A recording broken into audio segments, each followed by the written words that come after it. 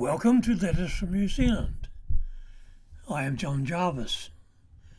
Some time ago, a wag once suggested that New Zealand should annex Antarctica because we are the nearest democratic country. The late Prime Minister David Lange joked that New Zealand was pointed like a dagger at Antarctica.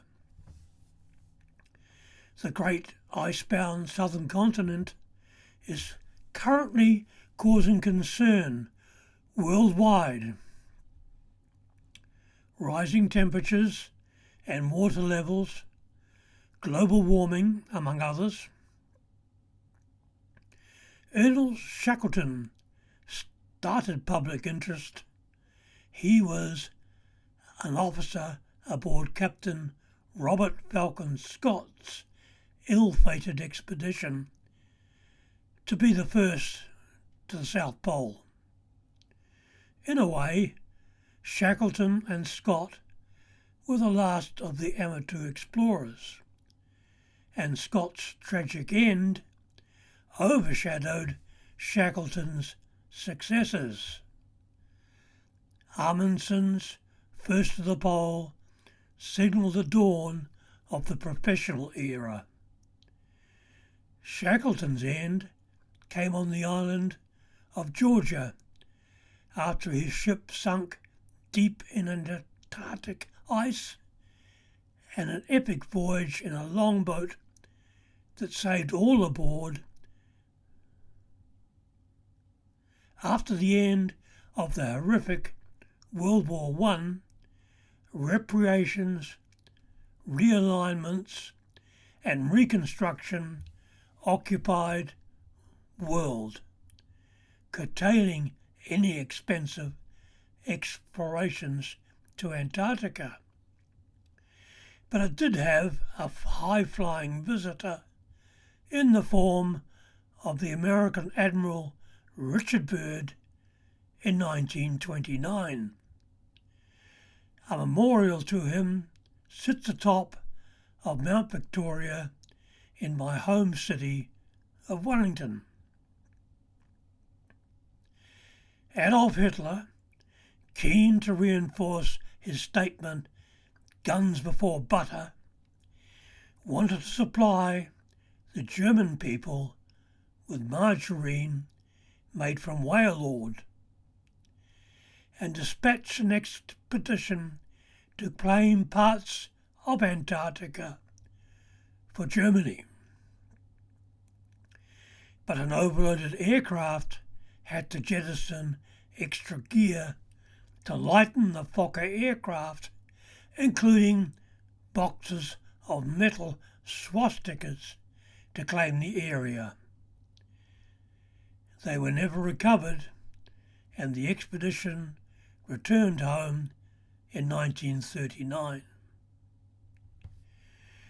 In 1945, U-boat U-977 arrived in Argentina and surrendered on the 17th of August after 99 days at sea. Germany had surrendered in May, and no suitable explanations were given by Captain Heinz Schaffler for the large discrepancy between sailing time and arrival. Rumours flew as to what and who she was carrying. Did they visit a secret Nazi base in Antarctica? There was no Nazi base in Antarctica, and any fleeing high-ranking Nazi would have used the now well-documented escape plan called the Rat Lines. First to Rome, then supported by some controversial clergy on South America.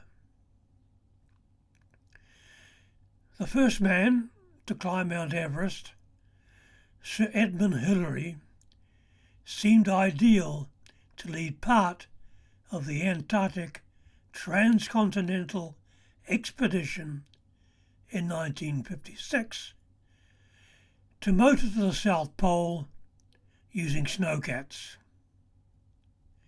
He travelled from New Zealand an RNZS Endeavour, a wooden ship that tended to pitch as well as roll, making it an ideal vessel to break thin ice and the entire crew seasick. I have sailed aboard the Endeavour, and once aboard joined the race below to claim the bunk that the great man had used. On land, Sir Red was not a man to sit around and wait, and became the first man to motor to the South Pole, much to the chagrin of the British team leader. Around the same time, the heavyweights arrived to the American base McMurdo Station. It stands on the Ross Sea and is massive. It can support up to 1,200 residents. By road, McMurdo is only 3 kilometres from New Zealand's smaller Scott base and became central to the Antarctic Treaty, signed by over 45 governments.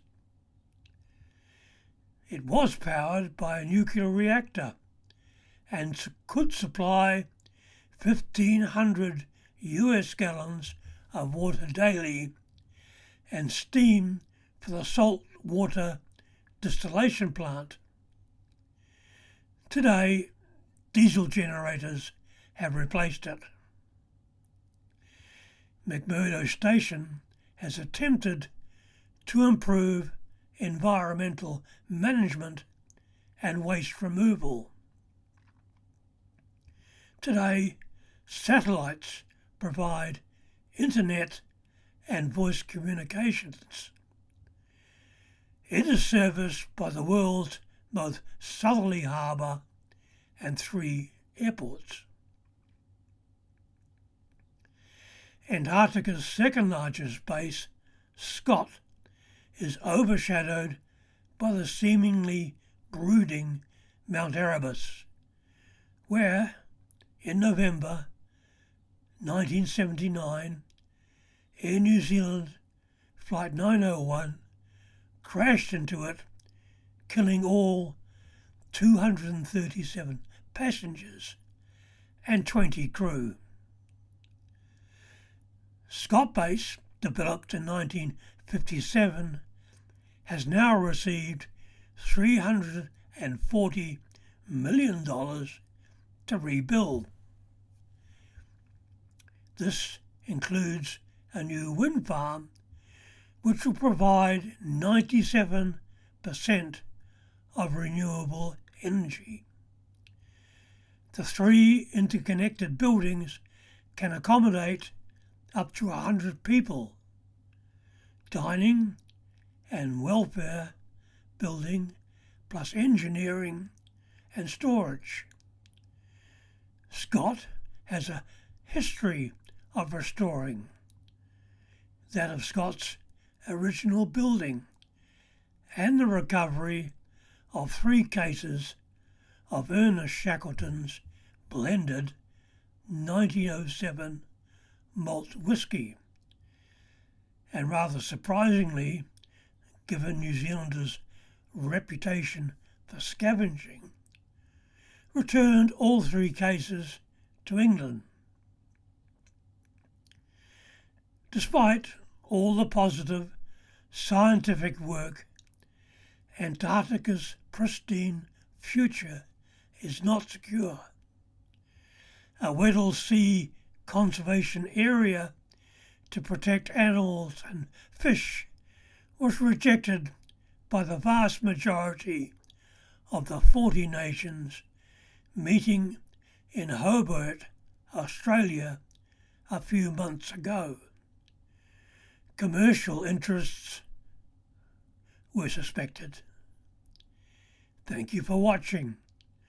Please hit the subscribe thingy below and keep in good health.